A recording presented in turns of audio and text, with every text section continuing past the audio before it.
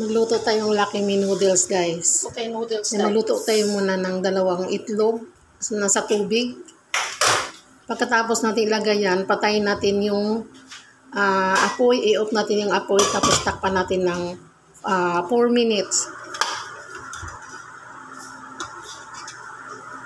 Yan, 4 minutes na yan. Tinanggal ko na. Yan, perfect. Para hindi siya buwaga. Lagay ng lemongrass. Yan yung sabaw niya, lagyan natin ng tanglad.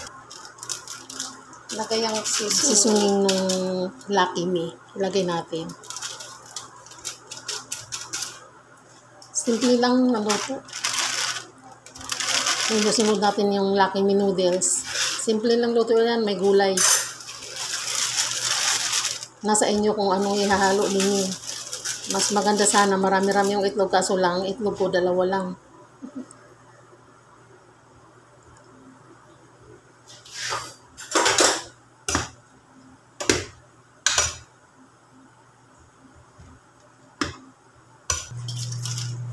Ilagay ang alagbati. Ilagay ang malunggay.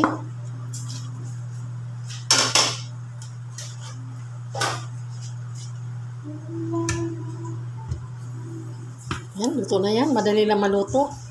Simpleng ulam. Basta lang may Lucky Me noodles na may gulay, alagbati, lagyan natin sibuyas. Yan, ganunin lang natin. Ilagay natin yung dahon ng sibuyas. Putol-putulin lang natin sa kamay. Yan, pangdagdag lasa rin yan. Simpleng luto sa noodles. Ready to serve. Ilagay natin yan, no? Yan. Ilagay yung itlog. Mga niluto natin. Yan. Pwede na tanghalian.